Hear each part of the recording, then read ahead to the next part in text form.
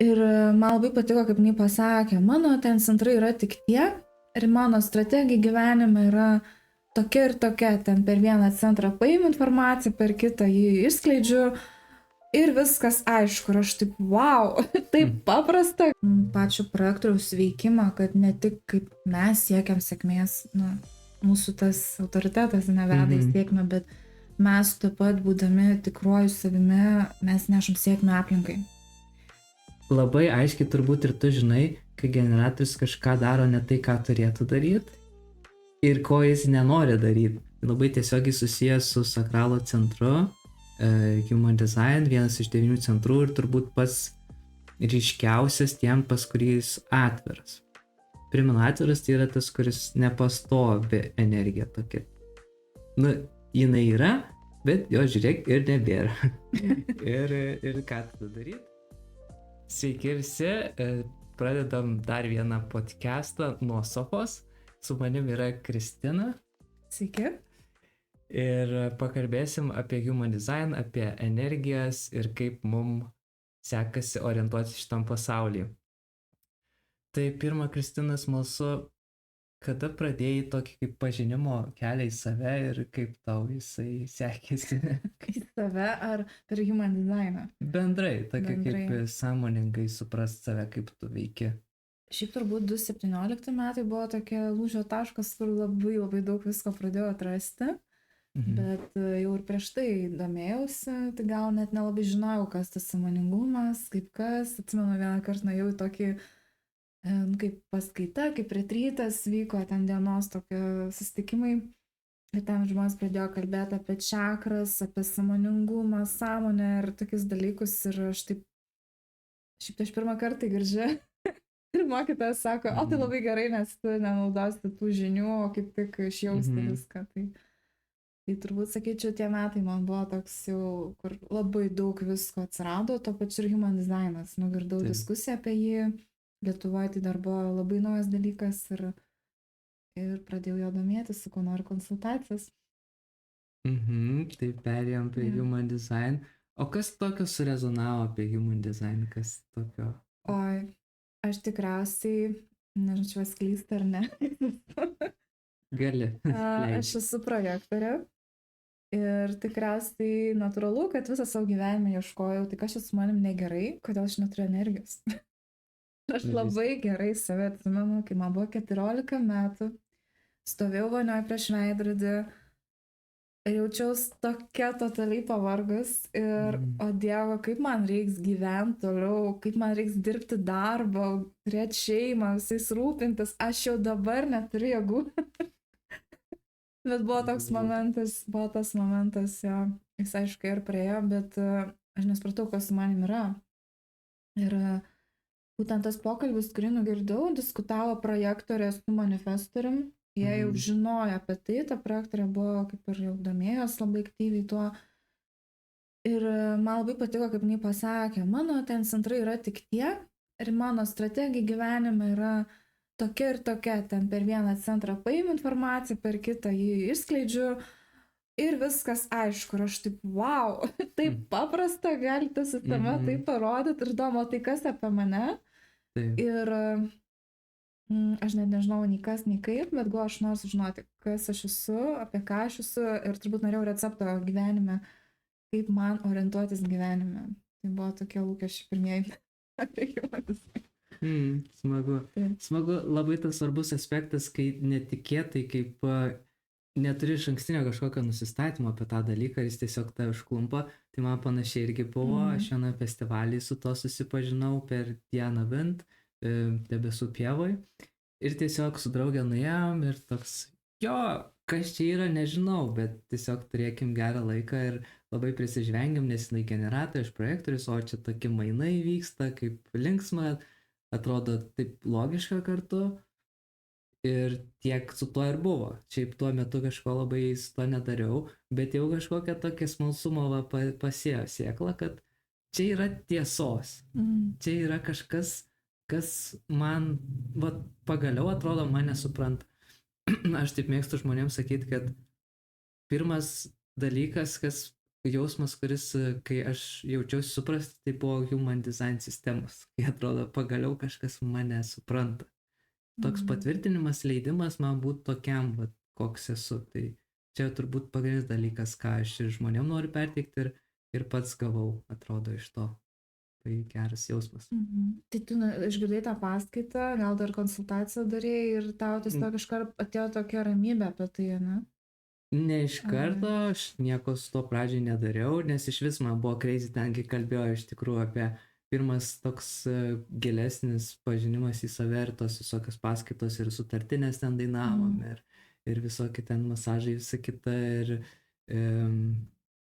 ką ten dar lila žaidimas, ant žarijų ten vaikščiojimas ir visa kita, tai ta koncentracija to tokio kasdieninio gyvenimo buvo ir tada čia va toks kitas pasaulis, atrodo, va čia yra mano žmonės, bet dar buvo labai baisu tai pripažinti ir nedrąsu eiti, tai po truputį ir jau dabar atrodo be to neįsivaizduoju, bet kokių ekstatinių šokų, ten kakao ceremonija, nu tokie gongai, kur nu labai padeda sugrįžti į kūną ir vat ką human design irgi daro, kad mes turim viduj savo autoritetą. Bet tas man labai patiko, kad nereikia mums išorinio kažkokio patvirtinimo ar dievo, ar šeimos narių, ar valdžios, kurie mums sakytų, va tu turi tą ir tą daryti, nes kitaip tu netinkamas. Nu, toks atrodo viduje įsitikinimas buvo. Ar gali pati gal pavyzdžių, kaip tau sekės tą savo autoritetą pritaikyti? Mano tas bent per human design autoritetas sudėtingiausiai man paaiškinti, bet jeigu taip paprastai, aš turiu kalbėti su savo artimu savo žmogum ir klausytis, ką aš sakau. Ir kas lyg atšoka nuo jo kaip nuo kažkokios lentos, nu kaip vibracija kažkokia, kad išgirščiau save per kitą žmogų. Toks gal būtų trumpas kaip procesas. Tai stipriausias man buvo tas patyrimas ir kur lyg šios dienos vis pasitvirtino, kad buvo teisingas priimtas sprendimas, nes čia apie sprendimų priėmimą labai. Tai kai išėjau iš savo darbo oficialaus, dirbau elektros inžinierium, toks atrodo, ką ir human design, bet human design labai logiška sistema, tai man patinka, ten irgi daug skaičiukų yra, tai va, su skaičiukais, bet jeigu grįžtant, aš jaučiau tokį kaip nepasitenkinimą, nepilnai savęs išreiškimą tam darbe, tiesiog aš jį galėjau atlikti, nu, mano protas galėjo suskaičiuoti. Bet pilnatvės tokio jausmo, kad tai mano nebuvo. Ir tada su viena draugė, kurią jaučiausi va taip patikimai, tiesiog pradėjau šnekėtis. Ir sako, išeinam iš darbo, nes jinai irgi norėjo išeiti iš darbo, bet jinai jame dirbo porą mėnesių. O aš ten jau porą metų ir toks buvo man jausmas, arba aš dabar lieku, nes toks įpareigojimas ten buvo didesnis, kel kvalifikaciją ir tada jau kaip ir pririša tave labiau. Tai arba dabar išeinu, arba po to visą gyvenimą. Ir toks, jeigu dabar aš čia visą gyvenimą, tai aš nežinau, kada aš galėsiu vėl išeiti. Nu, toks buvo, toks lyg spyris iš jos, kad galim dabar išeiti kartu. Tai vienam lyg būtų be baisu išeiti, ar daugiau niekas nepasiūlys išeiti iš darbo, draugė, na, taip, nes prarasti progą. Nes kaip aš aiškinu iš human design pusės, aš gavau pakvietimą išeiti iš darbo. Nes tu irgi projektorius, dėl to. Aš irgi projektorius. Taip, ir jinai generatorių tokį spyrį davė kryptį, impulsą, taip, tokią energiją labai tiesmuka. Ir mes įsišnekėjom ir iš save išgirdau, kad, nu, vat nesvarbu ir tas saugumas ir pinigai, aš nesijaučiu savimite. Ir čia apie tai ir yra human design, kad jaustumėmės savimi. Tai aš išėjau iš to darbo, vis dar esu gyvas, viskas ok, jie nesugriuvo be manęs, nes kiek girdžiu žmonės dažnai pergyvena, oi tai kaip čia jam, kaip čia kolegom, niekam neįdomu, kiekvienas savo tripę sukasi ir tiesiog į save žiūrėti. Tai šitas buvo labai stiprus toks pajutimas ir kai pajaučiau, kad o čia kažkas yra, ir tas laukimas pakvietimo, pats tas žodis pakvietimas, kai gerai, kaip pakviečia, turbūt žinai, tokie raktiniai žodžiai. Man tai labai apie raktinius žodžius. Human design yra. Tokia rezonansas yra. Ar tai mano ar ne? Ar tu esi tą patyrus? Čia apie pakvietimo raktinius žodžius kalbėjau? Bendrai human design. Pavyzdžiui, saldumas, kartumas yra ta tema. Kartėlis. Kartėlis. Jo, projektorišką kartėlį esu patyrus, taip pat ir saldumą. Bet skaičiau projektoriui, pakvietimui nelygu. Nes esu tikrai gavus per gyvenimą tokių pakvietimų iš žmonių, kurie ir žino human dizainą, kur tie pakvietimai buvo iš proto daugiau, ne iš čia, ne iš energijos, bet dėl to, kad strategiškai tai atrodo logiškai ir gerai. Nu, tu čia labai tiktum, tai kviečiam tave čia ir tame nėra energijos. Ir per patirtį supratau, kad tokie pakvietimai nėra geri. Bet tikrai yra pakvietimų, kur wow, ir iš karto energija jaučiasi ir tada tu netgi darai gan daug tame pakvietime jau sutikus, bet yra lengvai tai daros dėl to, kad ta energija ateina iš to žmogus, kuris pakvietė. Tai sakyčiau, čia toks sėkmės scenarius. Sėkmė, dar vienas raktinis žodis. Mes turim jausti sėkmingi tai darydami. Taip. Net anksčiau pripažinsiu, prieš human design aš savo net neleisdavau pagalvoti, kad dabar jums kalbėsiu ar kam nors kalbėčiau viešai, kaip vedu paskaitas. Tai vienas dalykas, ar kad apskritai galiu būti sėkmingas. O ta tokia projektoriaus tikslas, siekiamybė, tokia būti sėkmingu. Ir čia nieko bendro nėra su pinigais ar valdžia ar kažkokio statusu, čia tik apie jausmą. Tai taip pat susimąsčiau, kiek jaučiausi sėkmingas savo darbe. Ir techniškai gal ir tai, bet to vidinio vėlgi su to jausmu nebuvo, kad aš sėkmingas, aš pamatytas, nes labai mums svarbu, kad būtume pamatyti. Ir lyg taip mums suteikia tos energijos, nes pripažinkime. Atpažinti taip, kas mes iš tikrųjų esam. Ar mes atpažinam mus, nes mes kompiuterį galim gerai spaudyti, ar iš tiesų, ką mes galim pamatyti ir pagaidinti, pavesti žmonės. Pagaidinti. Labai dažnai šitas geras. Vesti energiją, pamatyti, nes tas bendrai šokis turėtų būti projektoriaus su generatorium geriausia. Jie turi energijos, tai nereiškia, kad mes neturim, bet tiesiog tokie mainai vyksta. Jie nelabai žino, kur dėti, nes tiesiog jos begalė turi ir mes ją vedam. Ir jie tada atsilyginam už tą vedimą, už tas pastabas, įžvalgas. Aš tai matyčiau dar kitaip pačio projektoriaus veikimą, kad ne tik kaip mes siekiam sėkmės, mūsų tas autoritetas neveda į sėkmę, bet mes taip pat būdami tikruoju savimi, mes nešam sėkmę aplinkai. Nes natūraliai būnant authentic self, sąmoningu tame ir kaip aplinka sąmoninga, gal net nebūtinai sąmoninga, bet jeigu jie klauso tavęs, tavo klausimų, juos atliepia ir tas tavo vedimas, nes natūraliai projektorius veda žmonės ten, kur mato, kad jiems bus gerai.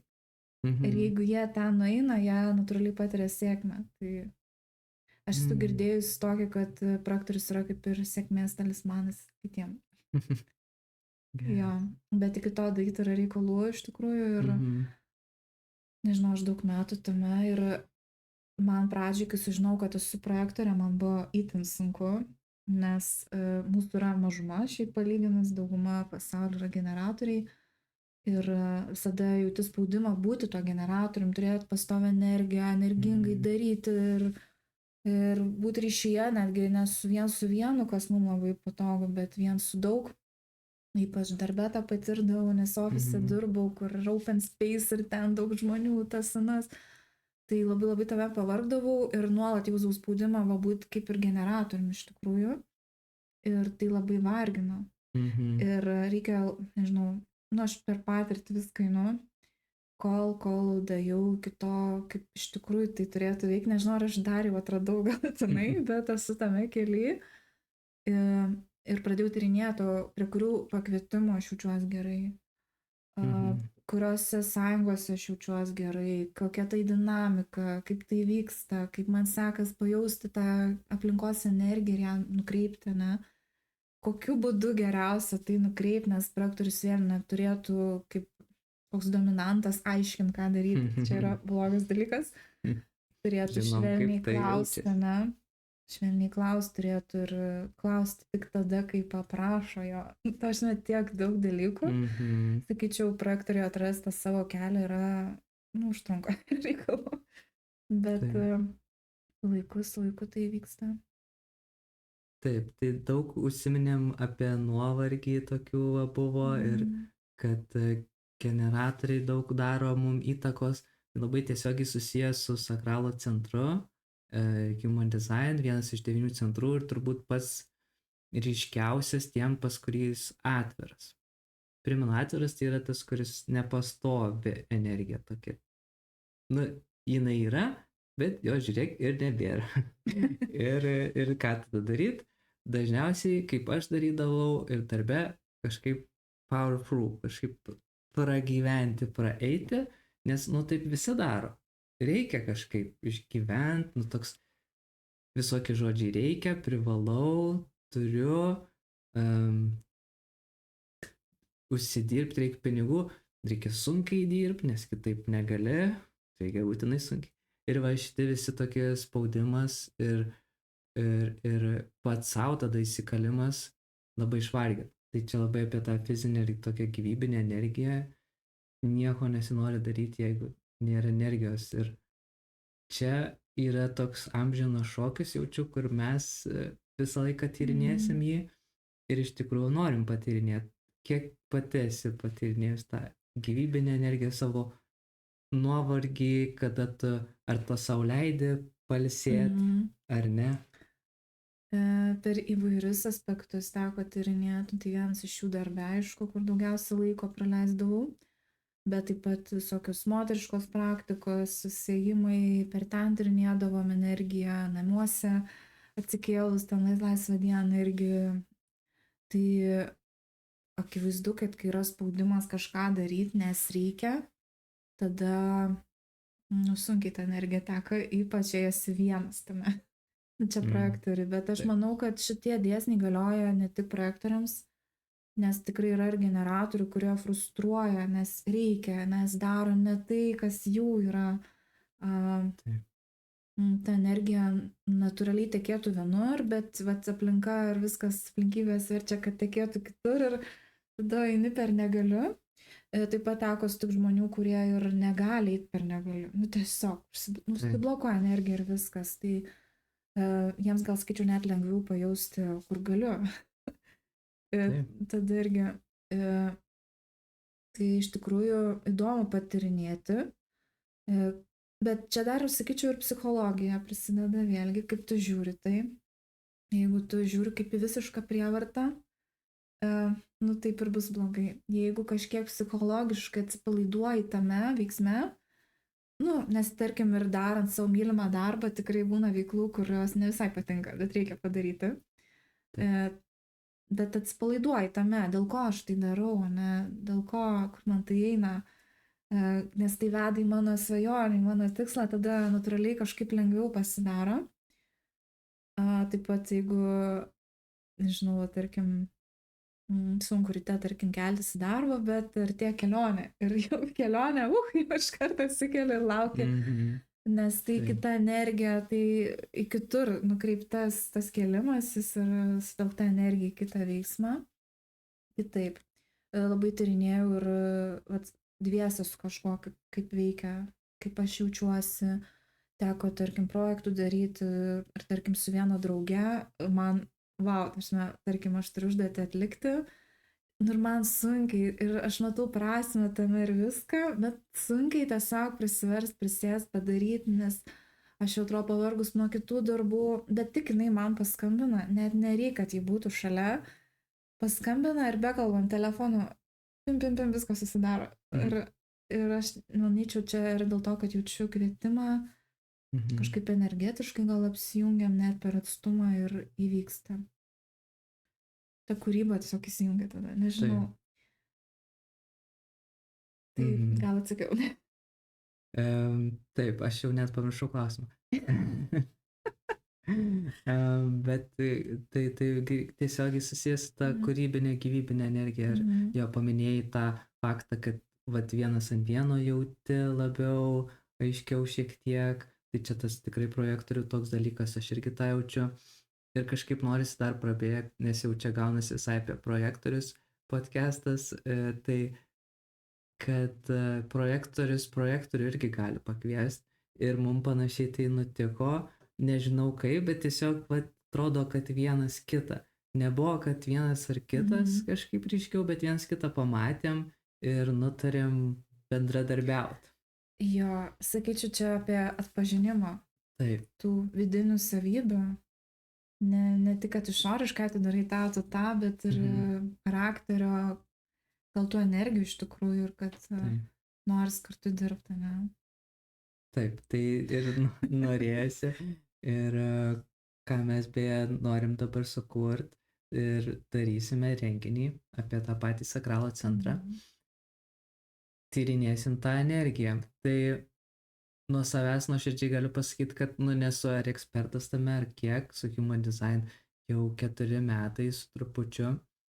Ir tai yra tiek užprogramuota, aš jaučiu, kad tiesiog valausi ir užtrunka laiko. Vat ką Human Design sako, kur beveik kitos sistemos, kiti dalykai beveik nieko nekalba apie tai, kad užtrunka laiko. Nes anksčiau skaitydavau knygas sąmoningumo, galvoju, perskaitysiu ir nušvisiu ir jau man gyvenimas palengvės. Ne velnio. O Human Design sako bent 7 metai ir po to dar 7 taip ciklais valytis. Tai valytis nuo ko?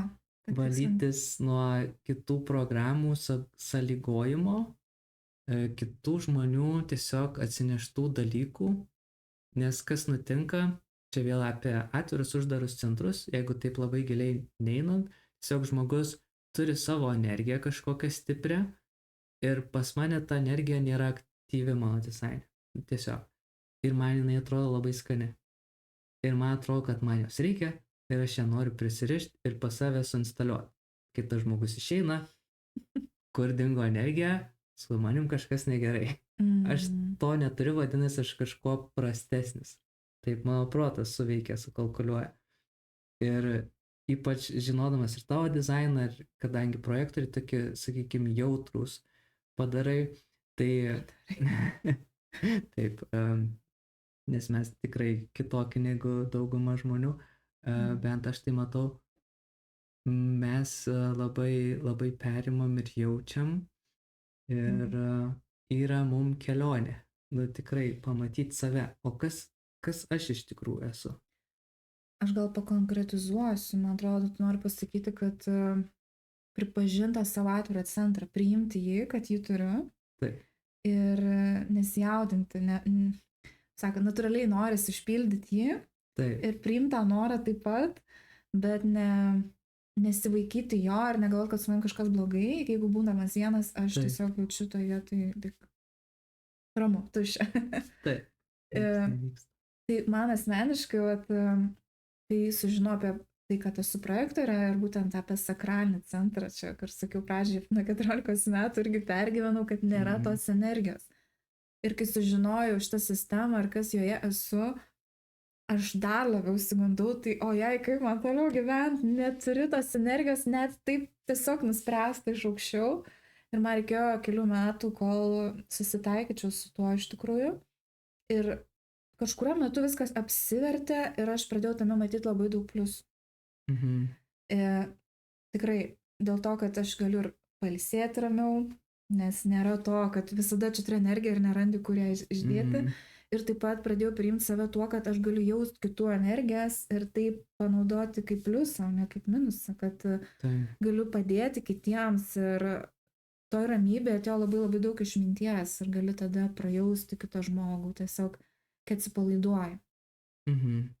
Ir esi gerai pamiegojęs. Faktas. Čia visiems turbūt šitas reikalinga. Taip, būtent viso ko esmė Human Design yra nei gero, nei blogo. Tai tiesiog yra. Ar mes gebam tai priimti? Čia va klausimas. Tai man dar vis yra kelionė ir nuolat mokausi. Tai kas yra, man labai patinka tokia metafora.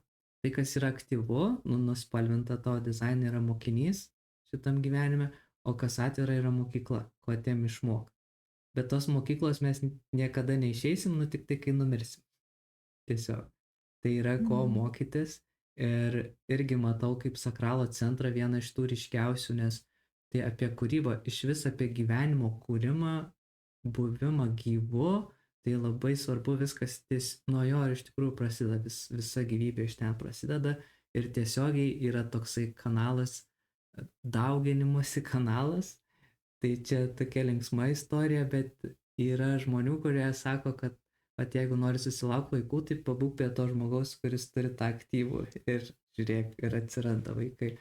Tai jis eina iš sakralinio centro taip, iš sakralo su emocijom, tai labai susijęs su ryšio kūrimu, vat emocijos per emocijas mes užmesgam ryšį, o sakralas duoda tą gyvybę, iš kur viskas prasideda. Geras.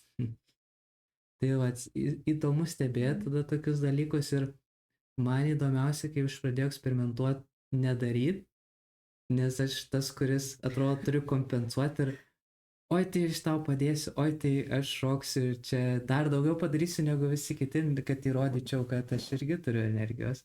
Tai čia tas noras užpildyti tą tuščios centrą. Ir tuo momentu ir atrodo fainai, ir jeigu žmonės aplinkui užsisukę dalykai, toks kaip ir energijos rutulys užsisukęs, tada atrodo, aš čia galiu ir visą naktį. Ir tada jau nepajaučiau, žiūriu, krešinu žemyn ir būna per vėlų šiek tiek. Tai yra tokia tema, nežinau, kada gana yra gana. Kaip pažįstama, šiaip aš šokiu vakarėliuose, kai šoka visas energijos maišasi ir dažniausiai jo galo lieka atviri centrai. Visi generatoriai pavargsta, nueina miegoti, atviri šoka toliau iš to kaifo. Taip. Čia realiai yra tas alkis, nes mes turbūt kasdien nejaučiam tiek daug kaifo kažką daryti ir dabar pagaliau gavom ir norim taip toliau ir tęsti. Ir tikrai mes galim visą naktį šokti, tikrai, bet kitą dieną būna blogai. Jo, čia daugiau gal apie atvirą sakralinį centrą, kaip tai veikia iš tikrųjų. Tai, nežinau, gal mes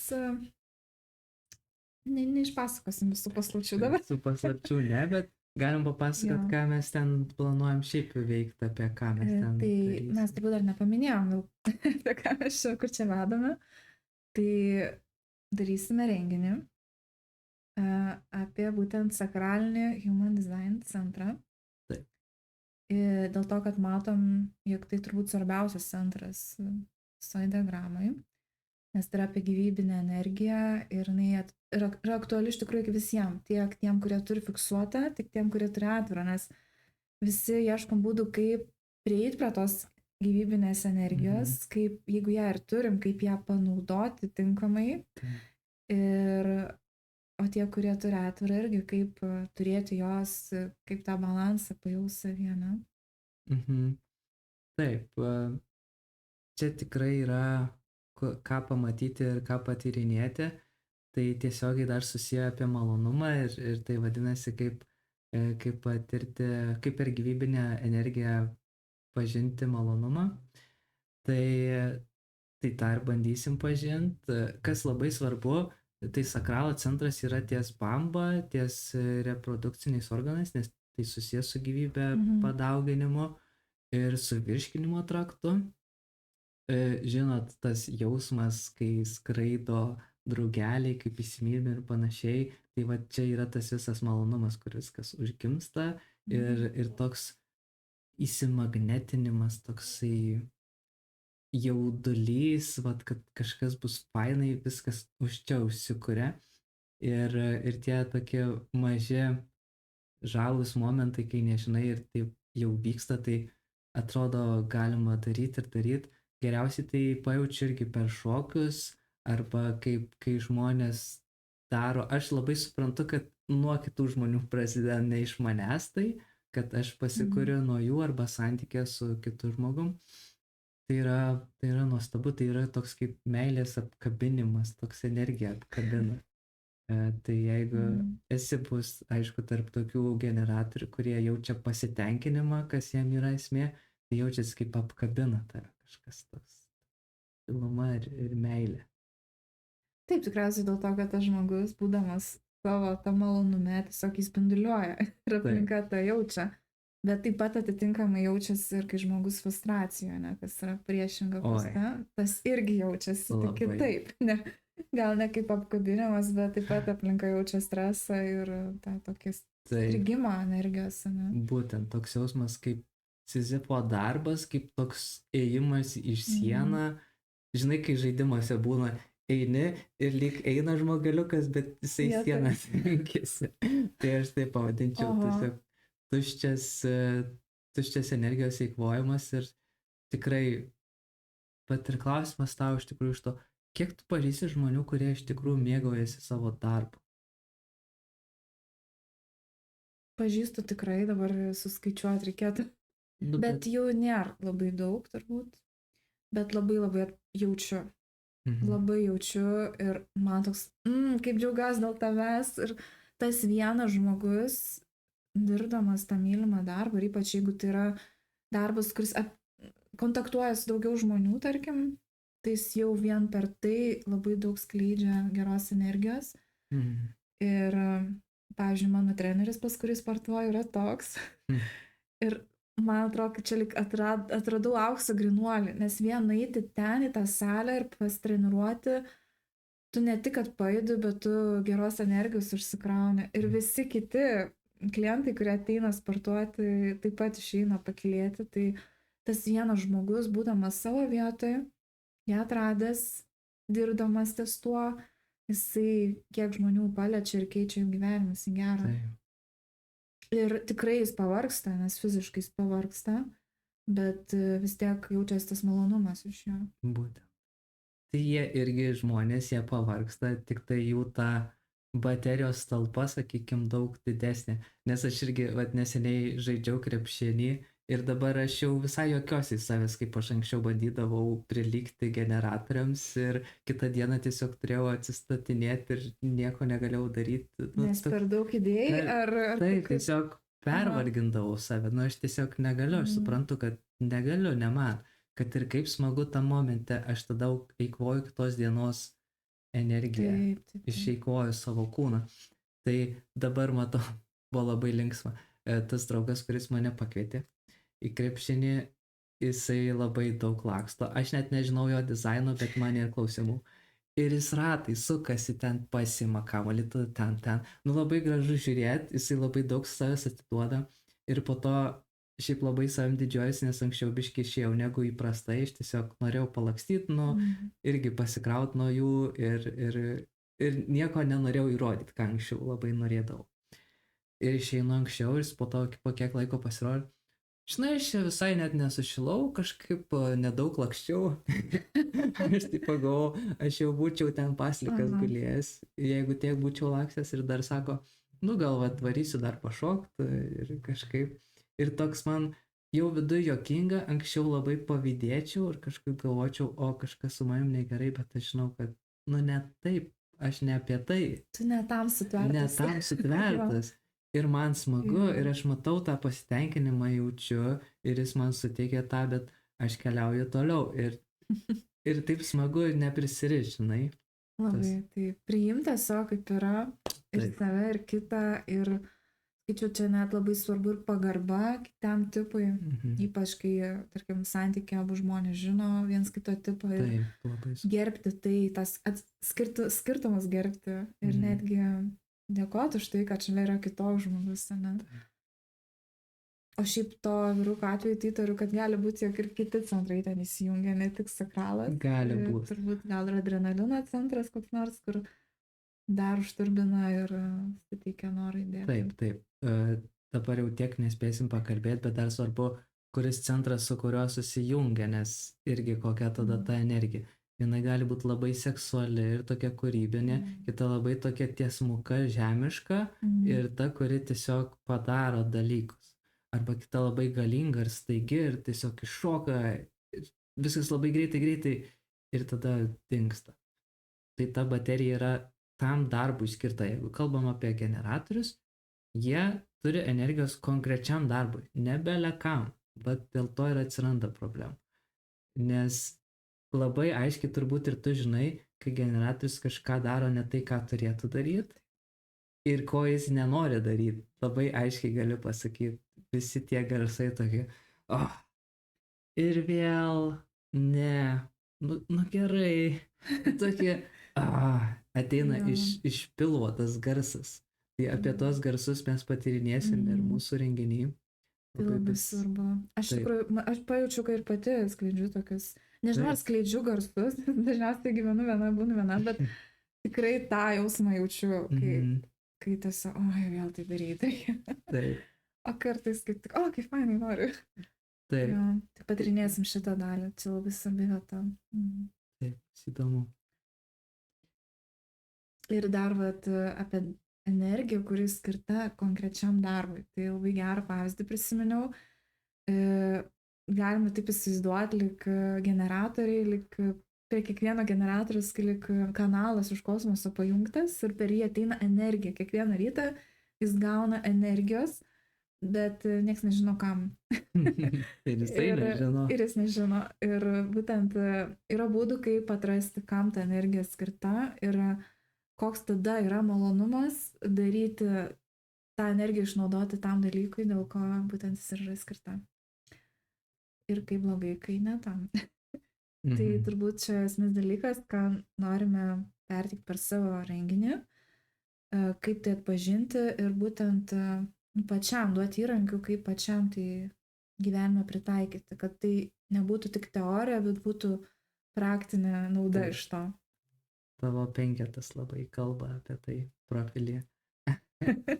Čia gilesnė informacija šiek tiek, bet jo. Tai gal neatskleiskim čia visko per vieną podcastą, ir nelabai pavyks. Tai nenorim apkrauti, norim kaip tik lengvumo įnešti ir tokio praktinio jo, ką darysim, tiesiog supažindinsim pradžiai, kaip tai veikia ir tada bandysim tyrinėti per save. Taip, tai net jeigu ir žinai human designą, tai labai kviečiam ateiti pati ir praktiškai, nes galbūt turi žinių, bet dar nesupranti, kokia iš to nauda ar kaip čia ką pritaikyti, tai būtent renginys bus orientuotas į sakralinį centrą. O jeigu pirmą kartą girdė apie human design, taip pat labai kviečiam, nes jau dabar išgirdai kažkiek apie tai ir pradžiai renginio bus paskaita, teorinė dalis, kur Vilius pristatys esmę visą, neapkraunant, bet tiesiog tai, ką būtina žinoti, aiškiai ir paprastai. Ir tada irgi daugiau apie sakralinę energiją iš teorinės pusės ir tada bus praktinė dalis. O kas jau ten bus, pamatysit. Kviečiam. Tai ačiū labai, Kristina, labai buvo įdomu su tavimi pašnekėti. Ačiū, Viliau, dar pamiršom pasakyti. Na.